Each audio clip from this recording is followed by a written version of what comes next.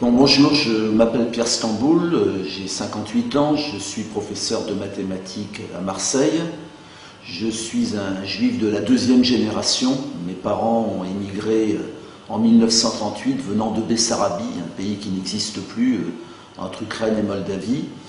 Mes parents ont été résistants, ma mère a été la seule survivante de sa famille. Mon père faisait partie du groupe Manouchian, il a survécu, mais il a été déporté à Buchenwald. Je parle un petit peu de ça parce que souvent on estime que nous autres juifs antisionistes, nous ne sommes pas juifs, donc j'ai donné quelque part des preuves entre guillemets de mes origines. J'appartiens à un mouvement qui s'appelle l'UJFP, Union Juive Française pour la Paix.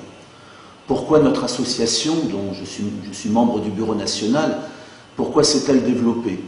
Comme tous les autres citoyens vivant en France, nous sommes particulièrement indignés et écœurés par les violences, les humiliations quotidiennes, les crimes qui sont commis par l'armée israélienne contre le peuple palestinien, mais s'ajoute pour nous quelque chose d'autre. Ce crime est commis par un État qui se dit juif, qui a implanté des colonies juives, qui agit au nom d'une idéologie qui prétend parler au nom de tous les juifs, le sionisme.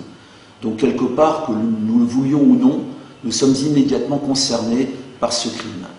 Il nous a paru extrêmement important qu'il y ait dans le mouvement de soutien à la cause palestinienne une composante juive. Pourquoi? Parce que cette guerre n'est ni une guerre raciale, ni une guerre communautaire, ni une guerre religieuse. Elle porte sur des questions essentielles, le refus du colonialisme et une paix que nous voulons sur la base de l'égalité des droits et de la justice. Nous sommes aussi solidaires en Israël de l'infime minorité d'anticolonialistes israéliens.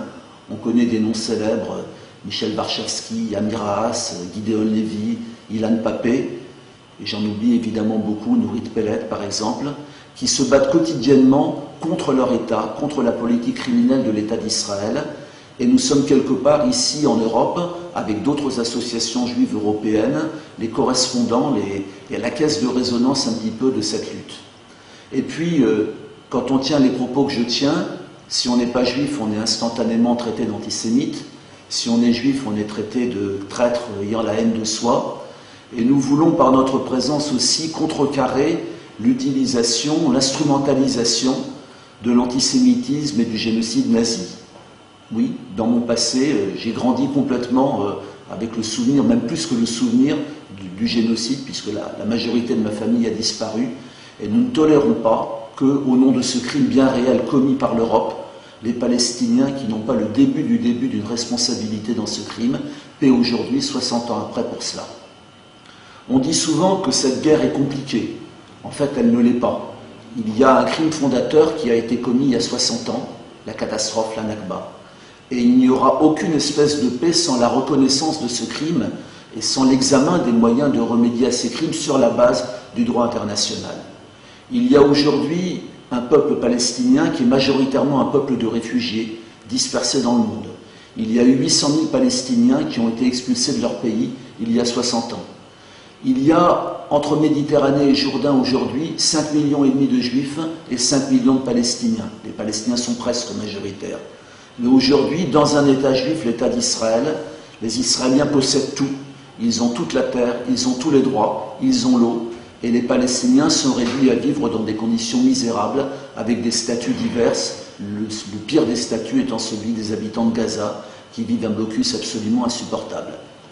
Il y a aujourd'hui une répétition générale des crimes qui sont commis. C'est les guerres incessantes, guerre contre le Liban en 2006, guerre contre Gaza en 2008.